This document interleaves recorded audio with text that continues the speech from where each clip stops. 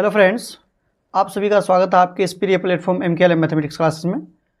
आज से हम शुरू करने जा रहे हैं केमिस्ट्री, और आपको हम यकीन दिलाना चाह रहे हैं कि केमिस्ट्री अगर आप पढ़ते हैं ज़ीरो से, हम शुरू कर रहे हैं।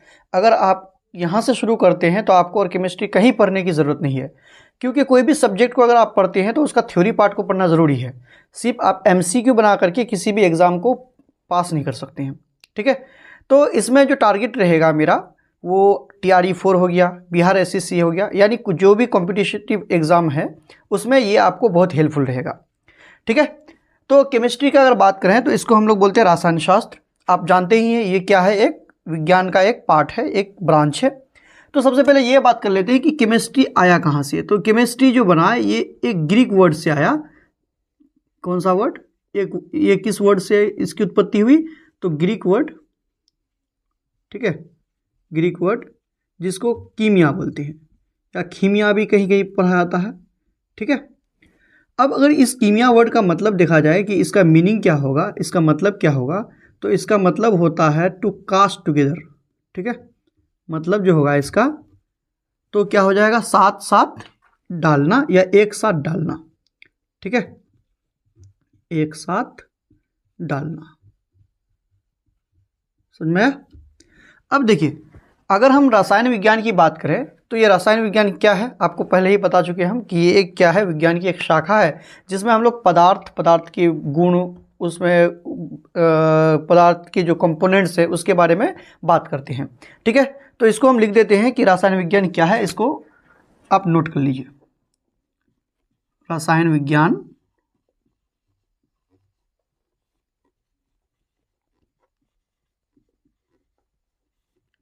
विज्ञान की एक शाखा है, विज्ञान की एक शाखा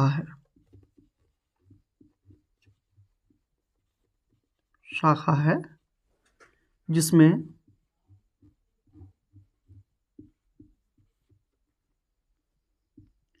पदार्थ, ठीक है, और क्या बोलेंगे, पदार्थ की प्रकृति या इसकी प्रकृति, इसकी प्रकृति कि नेचर क्या है उसका, और किसका बात कर रहे हैं, इसके संगठन कि ये बना कैसे है, ठीक है, और क्या, रासायनिक गुण,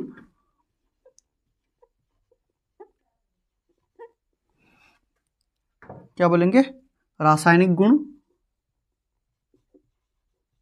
जो उसका केमिकल प्रॉपर्टी है, रासायनिक गुण, और तथा रासायनिक अभिक्रियाओं के बारे में अध्ययन करते हैं, तथा रासायनिक अभिक्रियाओं के बारे में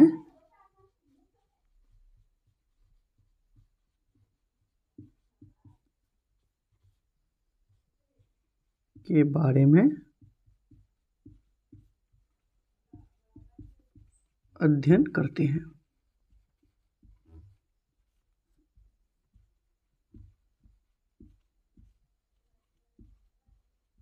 ठीक है। समझ में आया तक? अब देखिए, अगर इसके फादर की बात किया जाए कि रसायन शास्त्र के जो जनक हैं, इसका जो जनक किया जाए, फादर ऑफ केमिस्ट्री, किसको माना जाता है? Father of chemistry.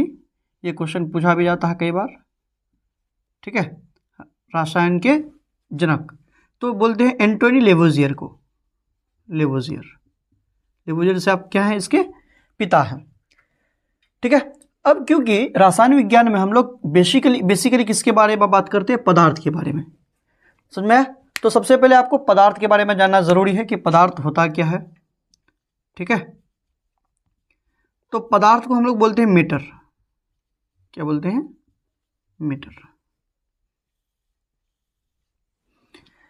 अब देखिए, पदार्थ वो सभी चीज को कहेंगे जो स्थान घेरता हो और जिसका कोई ना कोई द्रव्यमान हो, ठीक है। जैसे आप मेरे हाथ में ये मार्कर देख रहे हैं, ये एक कोई ना कोई स्पेस घेरता है और इसका कुछ ना कुछ वजन होगा, ठीक है। तो इसी को हम लोग क्या कहेंगे, पदार्थ कहेंगे। तो आपके चारों तरफ जितने भी चीजें दिखाई दे रही है आपको, वो सभी क्या है, पदार्थ है। अब कुछ क्वेश्चन आ जाता है, सर हम कुछ सोच रहे हैं, सोच क्या पदार्थ है? नहीं है। आप बोलेंगे सर प्यार, प्यार खुशी तो आया होगा मुंह में, तो प्यार पदार्थ नहीं है, समझ में आया? तो वैसी चीज जो कुछ ना कुछ, जिसका कुछ ना कुछ द्रव्यमान हो और जो कुछ ना कुछ स्थान घेरता हो, उसे क्या कहेंगे हम लोग? पदार्थ कहेंगे। ठीक है, तो इसको लिख भी देते हैं हम, कोई दिक्कत नहीं है। तो कोई भी वस्तु जिसमें द्रव्यमान होता है, क्या लिखेंगे? कोई भी वस्तु जिसमें द्रव्यमान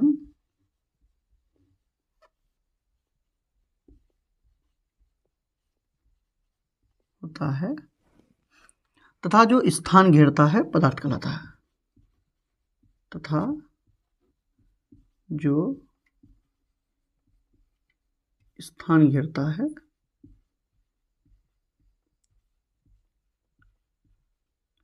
पदार्थ कहलाता है। समझ में आया?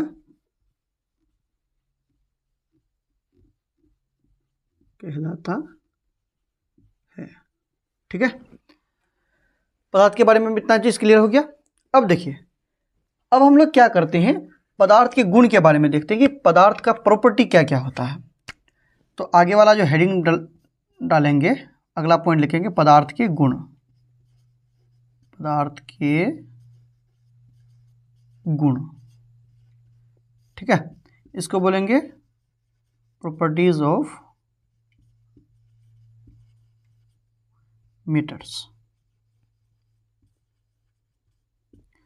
तो क्या होगा, आप खुद ही दिमाग लगाइए कि पदार्थ का गुण क्या क्या हो सकता है। तो पहली बात तो यह है सर, पदार्थ स्थान घेरता है कि नहीं?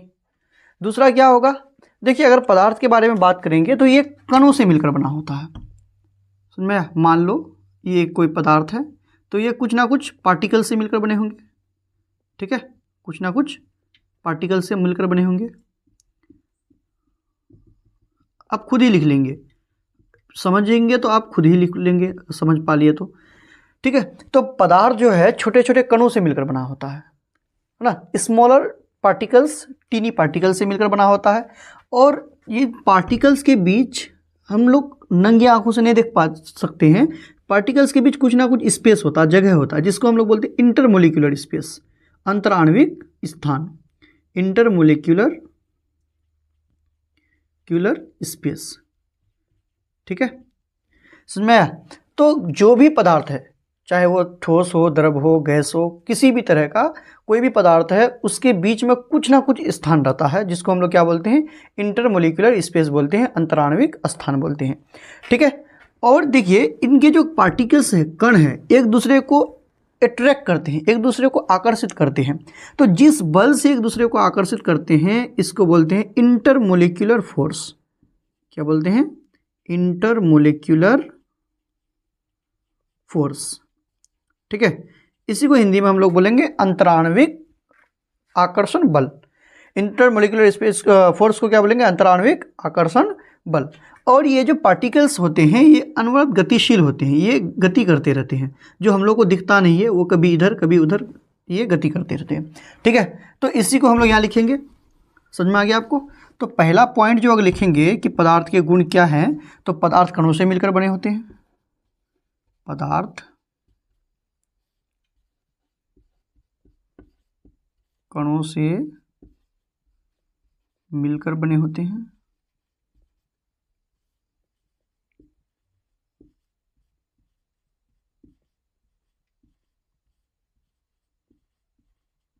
ठीक है, समझ में आया? दूसरा पॉइंट क्या लिखेंगे?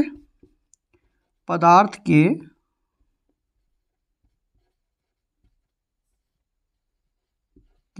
कण गतिशील होते हैं। ठीक है, पदार्थ के कण क्या होते हैं? गतिशील होते हैं, मूवेबल होते हैं। समझ में आया?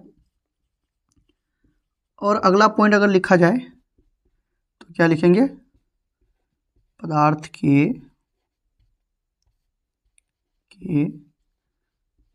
कणों के बीच रिक्त स्थान पाए जाते हैं, रिक्त स्थान मतलब खाली जगह, स्थान पाए जाते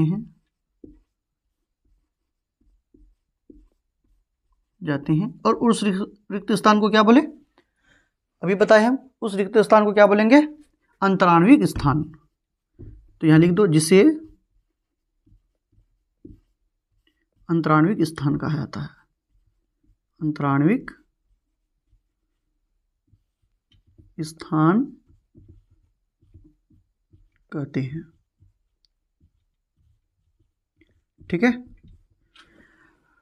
अगला वाला पॉइंट क्या होगा, अगला जो पॉइंट लिखेंगे वो लिखेंगे पदार्थ के कण, पदार्थ के कण एक दूसरे को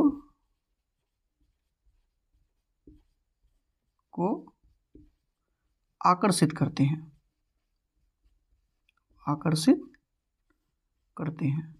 ठीक है, और जिस बल से आकर्षित करते हैं उसको क्या बोले अभी हम, ठीक है, आकर्षित करते हैं, जिस बल से आकर्षित करते हैं उसको क्या बोलते हैं, अंतराण्विक आकर्षण बल। याद रहेगा इतना बात। ठीक है, इतना आप लिखिए, पॉज करके फिर नेक्स्ट चलते हैं। अब देखिए नेक्स्ट जो हम लोग पढ़ेंगे, पदार्थ के प्रकार, टाइप्स ऑफ मैटर, कि कितने तरह के पदार्थ होते हैं। इसको देखो बढ़िया से,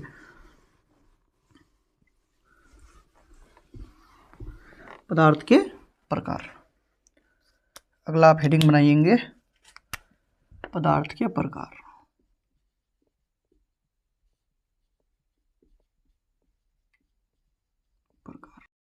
तो अब हम लोग क्या देखेंगे, पदार्थ के प्रकार। ठीक है, तो इसको ढंग से देखिए आप, पदार्थ के प्रकार कितने तरह के होते हैं। तो देखिए पदार्थ को हम लोग दो तरीके से बांटते हैं। एक हम लोग बांटते हैं पदार्थ के भौतिक गुण के आधार पर, दूसरा बांटते हैं हम लोग रासायनिक गुण के आधार पर। ठीक है, इसको पहले हम बता देते हैं। भौतिक गुण के आधार पर, भौतिक गुण तो जानते ही हैं आप। भौतिक गुण क्या होता है, यदि किसी पदार्थ को हम लोग, जैसे मान लीजिए मेरे पास ये डस्टर है, इसको हम कैसे भी मोड़े रहेगा, ये डस्टर ही, कपड़ा ही रहेगा। ठीक है, लेकिन अब इसको फैलाएंगे तो फिर वही हो जाएगा। लेकिन इसको अगर हम जला दें, इमेजिन करो अगर इसको हम जला दें तो क्या होगा, इसको जला देंगे तो क्या हो जाएगा, इसका राख हो जाएगा। तो फिर उससे हम इस कपड़ा को नहीं ला पाएंगे, जो मुश्किल होगा लाना। ठीक है, तो वो जो गुण हुआ, जो नया चीज़ बना, उसको बोलेंगे हम लोग रासायनिक गुण। और यही चीज़ रह गया, इसको मोड़े तोड़े फाड़े काटे, लेकिन रहेगा तो यही चीज़, तो ये इसका कहलाएगा भौतिक गुण। समझ में आया। तो पदार्थ के भौतिक, पदार्थ को हम लोग दो तरीके से कैटेगराइज करते हैं, पहला भौतिक गुण के आधार पर, दूसरा करते हैं हम लोग रासायनिक गुण के आधार पर। ठीक है, अब भौतिक गुण के आधार पर पदार्थ के जो मेनली होते हैं तीन प्रकार होते हैं, एक ठोस, द्रव और गैस, जिसको हम लोग बोलते हैं फंडामेंटल। ठीक है, फंडामेंटल टाइप्स ऑफ मैटर। ठीक है, उसके बाद दो और होता है जिसको हम लोग बोलते हैं स्पेसिफिक, है ना, विशिष्ट गुण वाले। तो ये जो दो होता है, वो होता है एक जिसको हम लोग बोलते हैं बोस-आइंस्टीन कंडेंसेट, और होता है आपका एक प्लाज्मा। ठीक है, तो मूलभूत अवस्था हो गया पदार्थ का तीन, जिसको बोलते हैं ठोस, द्रव, गैस। तो इसको क्या लिखेंगे पदार्थ के प्रकार में, तो पदार्थ को दो तरह से हम लोग बांटते हैं। पहला क्या, भौतिक गुण के आधार पर, भौतिक गुण, गुणों के आधार पर, के आधार पर। ठीक है, on the basis of physical property. और दूसरा क्या, रासायनिक गुण के आधार पर, रासायनिक गुणों के आधार पर,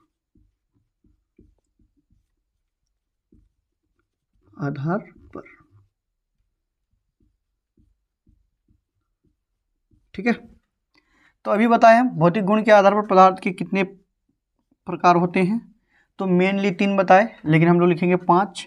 एक हो गया सॉलिड, जिसको ठोस बोलते हैं, दूसरा हो गया द्रव, लिक्विड, ठीक है, और तीसरा हो गया गैस। और क्या होता है, तो एक होता प्लाज्मा, ठीक है, और एक क्या होता है, बोस-आइंस्टीन कंडेंसेट,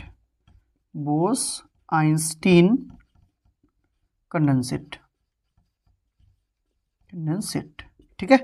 इसी को हम लोग क्या बोलते हैं, BEC बोलते हैं शॉर्ट में, BEC। पदार्थ के ये जो 3 है, ये कैसा है, तो ये फंडामेंटल, ठीक है, जिसको हम लोग बोलते हैं मूलभूत, fundamental state, fundamental state of matter, दिखाई दे रहा होगा। और ये दोनों कौन सा हो गया आपका, स्पेसिफिक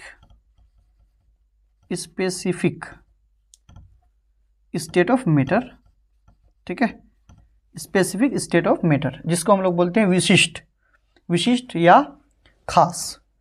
अब देखिए, रासायनिक गुण के आधार पर पदार्थ को हम लोग 2 भागों में बांटते हैं। रासायनिक गुणों के आधार पर पदार्थ को कितने गुणों में बांटते हैं, तो 2 भागों में बांटते हैं। एक हो गया आपका शुद्ध पदार्थ, और दूसरा हो गया आपका अशुद्ध पदार्थ, अशुद्ध पदार्थ, ठीक है। अब देखिए, शुद्ध पदार्थ क्या हो गया, तो जो प्योर है हम लोग, और उसको दूसरे अगर उसको हम काटें छाटें तो वही आएगा, कोई नया चीज़ नहीं आएगा। और अशुद्ध पदार्थ जैसे आपका मिश्रण हो गया, ठीक है, जिस तरह मान लीजिए आप कोई चीज़ मिला देते हैं, चावल और गेहूं को एक जगह मिला देते हैं, या किसी और चीज़ों को मिला देते हैं, तो वो हो गया अशुद्ध पदार्थ। शुद्ध पदार्थ क्या, जैसे सोना हो गया, तो सोना का कोई सा भी एक आप बारीक कण भी निकालेंगे तो वो सोना ही होगा, ठीक है। अब शुद्ध पदार्थ में आपका 2 चीज़ आ गया, एक आ गया तत्व और एक आ गया यौगिक, एलिमेंट्स एंड कंपाउंड। क्या क्या आ गया, तत्व और यौगिक। तो यौगिक भी क्या है, एक शुद्ध पदार्थ है, और तत्व भी क्या है, एक शुद्ध पदार्थ है। पीरियोडिक टेबल में जो आपको नजर आता है वो क्या है, एलिमेंट्स है, और एलिमेंट्स आपस में रिएक्शन कर किसी निश्चित अनुपात में वो क्या बनाते हैं, यौगिक बनाते हैं, ठीक है। अब अगर तत्व की बात करें, ध्यान से देखिएगा, तत्व की बात करें तो तत्व को हम लोग 3 भागों में फिर बांटते हैं।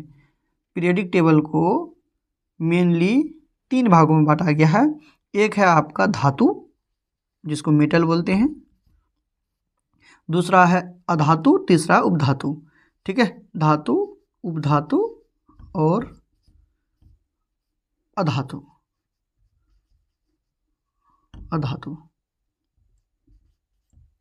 ठीक है, अधातु। समझ में? धातु को मेटल बोलते हैं, उपधातु को मेटलॉइड और अधातु को नॉन मेटल बोलते हैं। समझ में आया इतना बात? अब देखिए, यौगिक जो होता है, यौगिक भी आपका 2 तरह का होता है। एक ऐसे यौगिक होता है जो कार्बन के बने होते हैं, जिसको बोलते हैं कार्बनिक,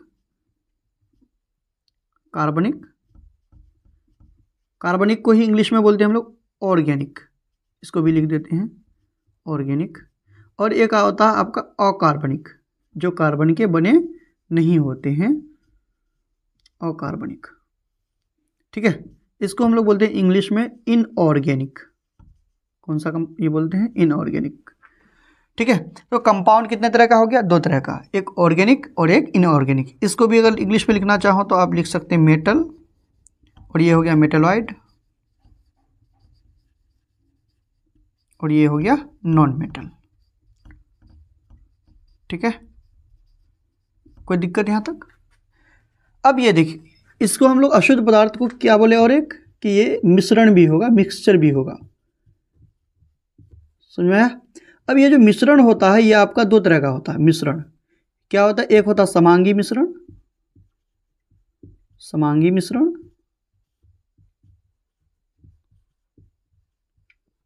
जिसको बोलते हैं होमोजेनस मिक्सचर, और एक आता है विसमांगी मिश्रण, जिसको बोलते हैं हेट्रोजेनस, विसमांगी मिश्रण, जिसको बोलते हैं हेट्रोजेनस मिक्सचर, ठीक है। अगर दिखाने दे रहा है तो आप सुन करके लिख सकते हैं। समझ में आया? कोई दिक्कत यहाँ तक? मेरे ख्याल से कोई दिक्कत नहीं होगा, आप इसको लिख सकते हैं। शुद्ध पदार्थ को क्या बोलेंगे, प्योर मैटर, इसको क्या बोलेंगे, इम्प्योर मैटर या मिक्सचर, ठीक है। तो क्या बताए कि पदार्थ को हम लोग मुख्य रूप से 2 तरह से बांटते हैं, एक रासायनिक गुण के आधार पर और दूसरा भौतिक गुण के आधार पर। भौतिक गुण के आधार पर पदार्थ कितने तरह के होते हैं? 5 तरह के होते हैं, सॉलिड, लिक्विड, गैस, उसके बाद बोस-आइंस्टीन कंडेंसेट और प्लाज्मा। जो सॉलिड, लिक्विड, गैस है, ये तीनों आपका फंडामेंटल मैटर है, फंडामेंटल स्टेट है पदार्थ का, और प्लाज्मा और बोस-आइंस्टीन कंडेंसेट स्पेसिफिक स्टेट है। ठीक है। अब रासायनिक गुणों के आधार पर पदार्थ को हम लोग 2 भागों में बांटते हैं, एक शुद्ध पदार्थ और एक अशुद्ध पदार्थ। शुद्ध पदार्थ भी आपका 2 तरह का हो गया, एलिमेंट्स एंड कंपाउंड्स। ठीक है। एलिमेंट्स आपका 3 तरह का हो गया, सॉलिड, लिक्विड, गैस। फिर जब एलिमेंट्स पढ़ेंगे तो उसमें हम लोग सब चीज़ पढ़ेंगे, metal, non metal and metalloid. ठीक है, धातु, उपधातु और अधातु। ठीक है। फिर हम लोग जब तत्व के बारे में पढ़ेंगे तो इसमें हम लोग पढ़ेंगे कि कौन सा अक्रिय तत्व है, कौन सा क्रियाशील तत्व है, कौन सा ज़्यादा क्रियाशील, ये इसके बारे में फिर डिटेल से हम लोग चर्चा करेंगे। अभी मोटा मोटी तौर पर आपका जो बता रहे हैं इसको समझिए।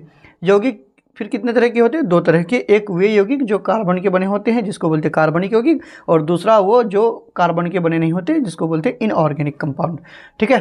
अब अशुद्ध पदार्थ आपका 2 तरह का हो गया, एक समांगी मिश्रण और दूसरा असमांगी मिश्रण। ठीक है।